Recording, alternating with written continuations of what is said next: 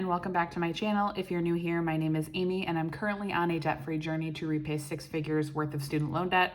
Every single month I share our real number budget, as well as at the end of that month I share our monthly budget reconciliation. So this is just something that I do at the end of every single month to make sure that our budget is closed out and all of our income and everything is all set and all of our debt payments have been made and everything has just been closed out.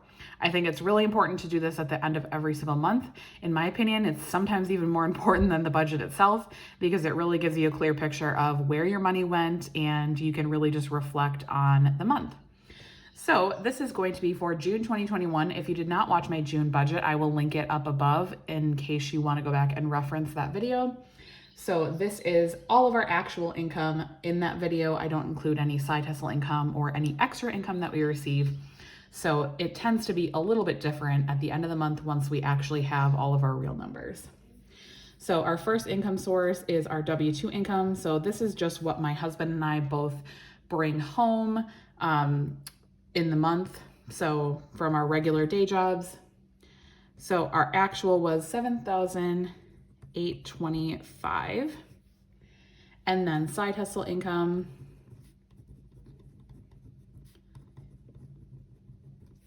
we brought in $211 for this month, and that leaves us with a total income of $8,036 to work with. So then I like to just go category by category for every single thing that left our budget for the month, that left our checking account.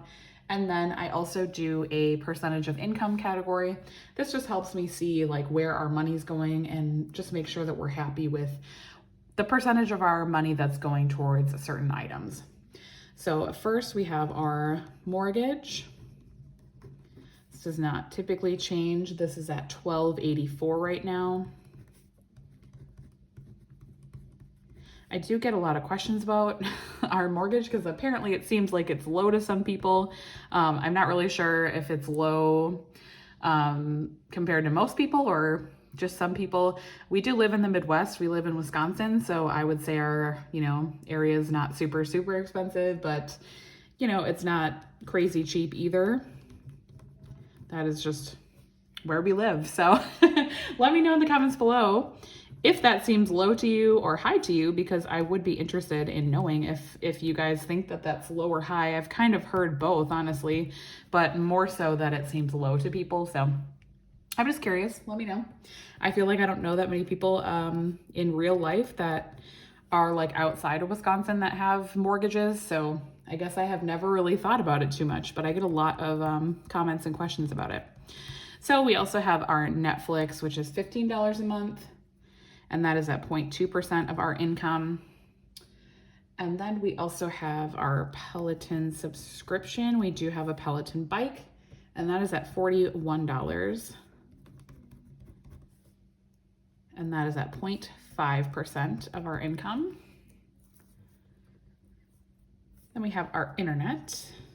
So a funny story with our internet, actually. So we had some major issues in the month of May with our internet, and basically they credited us the entire month. So we actually did not pay this month because they had a credit on our account. So that was a cool bonus. We did not have to pay our internet. However, the issues that we had with our internet were not so fun. So I feel like we deserved the credit, but it's, just kind of a fun thing that we got to not pay our bill this month. So we did take family photos this month. We budgeted $200 and we spent $200.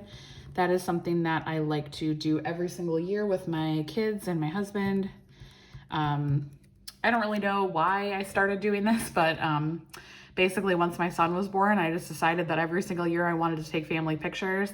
My husband and I are not super great at taking pictures, so this is kind of one of the only chances throughout the year that we get to get some like really nice pictures of our kids and ourselves especially. So yeah, that's kind of just something that we've always done. If you haven't done it, I highly recommend it because it's really great to just have professional pictures. You can kind of update everybody, and we always use it for like our Christmas cards too, so it's kind of a dual function. But we also had our credit card annual fee this month, so we do have a Southwest credit card. I always have our 2 credit cards that we use linked below if you're ever curious on which ones that I personally use. So for our day-to-day expenses, our variable expenses like food, gas, all of that stuff, we use our Southwest credit card. I pay it off in full every single month. I actually make 2 different payments on it. I make a payment halfway through the month and then at the end of the month to just completely pay it off and close it out. And then we also have another Chase credit card. I believe it's the Chase Freedom card, which we use for our sinking fund expenses. And I just like to have 2 separate credit cards for that, because then it really just gives a distinction on what I need to pull from our savings, from our sinking funds, if we use it for sinking funds, and then our Southwest is just like our variable expenses. So that has been always how we've done it, and it's always worked out really well for us. I do feel like the annual fee for the Southwest credit card is worth it. They do give you a annual allotment of miles once you pay the annual fee, so you do get something in return for paying the annual fee. And we always pretty much fly free, because we do spend a decent amount of money on that card every year, because it's all of our variable expenses. Anything that we can pay on it, we do. And so we do end up spending a decent amount of money on it every year. And so we typically fly for free. So to us, we just have always thought that it's worth that. And then I went on a trip this month to visit my best friend. This was a belated trip from 2020 that I had to unfortunately cancel because of the pandemic.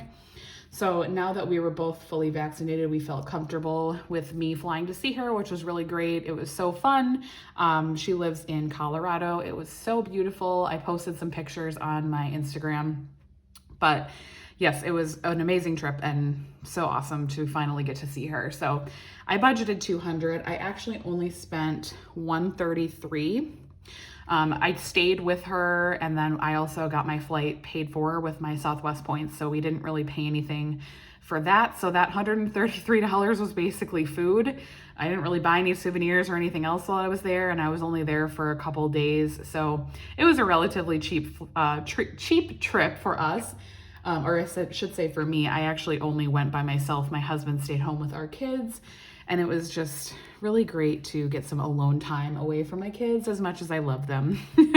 Sometimes you just need a little bit of time away from your family and just time to be yourself again. So $133 is what I ended up spending. Again, that was like pretty much entirely on food and airport snacks and stuff. So felt pretty good about that. I was really happy to stay under my budget.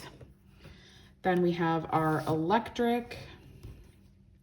We budgeted $225, which I knew was going to be really high because we honestly had a very, very mild May. We pretty much barely used our electricity other than the essentials. We didn't really use our air.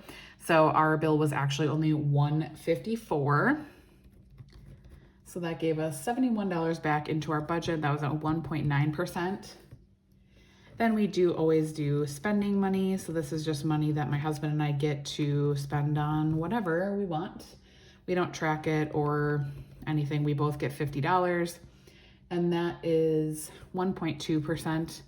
So regarding the spending money, I would absolutely love to eventually increase it. There are quite a few budget categories that we will probably slightly increase once we're debt free. But right now we're really just trying to push to be debt free because we are pretty close. We are in the 30,000s now, so it feels like we are pretty close at this point. So we are just trying to maintain our budget as much as we can at this point and just stay on our budget as much as we can, just so we can get this debt paid off. And then eventually we will probably raise, our eating out budget a little bit, our MISC budget a little bit, and our spending budget a little bit. So we have a little bit more freedom with our money. Once we're debt free, obviously we have tons of other goals that we're going to be working towards financially. However, I feel like we deserve a little bit of breathing room once we're debt free. So we will definitely be increasing some of our budgets a little bit. So this month I actually bumped up our gas budget to $125. And of course, life laughed at me and I was actually under budget. So the last few months I've been over budget on my gas, and this month we were under budget. Not really sure why. I think I need to fill up. So if I would have filled up, I probably would have been closer to that 125. So maybe next month I will be closer to 125, but I just thought it was funny because I've been fighting like increasing this budget for so long, and then of course the 1 month that I actually increase it, it's like we stayed under budget. So it is what it is. I'm sure next month we will probably be closer because like I said, our car right now is like basically out of gas. So I'm gonna need to fill up like the first couple days of July. So it's fine. Groceries, we budget $500 a month. This is for groceries and household. So anything that we buy from the grocery store, like paper plates or napkins or paper towel, which we typically don't really buy a lot of disposables just because trying to save money and the environment. But those are just examples of like some household stuff and like shampoo and stuff like that. So this is just kind of a catch-all category. So basically anything I'm buying at like Walmart or Target. We budgeted $500. We spent $479. We always get very, very close on that one. So we did stay under budget on that one, which I'm very happy about. One of my goals for June was to stay under budget on food, and we didn't quite. We met it for the groceries, but we will talk about eating out in a minute because we did not stay under budget for eating out. So the next category is MISC. So this is anything that is random that comes up. So stuff for our kids or the house that we just need to pick up. So we did actually go over budget a little bit on this category. We spent $254. I don't really remember if there was anything like significant. Every once in a while, we do go a little bit over budget in this category because we do have 2 kids. And so I feel like there's a lot of things that can come up that just are miscellaneous. So, you know, again, once we're debt free, we'll probably increase this one a little bit because I do find myself going over budget in this category quite a bit. And a lot of times there are some things that we could probably pull out of like our sinking funds, but I try to not pull things out of sinking funds like every single month. I just find it kind of overwhelming to be like shuffling money around so much. So if we can cash flow it, which we almost always can, we try to just cash flow it. I try to leave our sinking funds for like bigger expenses that we can't or don't want to cash flow. That's just kind of how it works for us. Everyone's different. I just don't like to have to shuffle things around a ton. So dining out, we budgeted $200. We spent $246. Wah, wah. I kind of saw this coming though, because I don't know. I just feel like in the summer, it's really a difficult category for us because we're very busy. My husband is in like a bowling league, and he also coaches my son's baseball team, and my son is in baseball, obviously.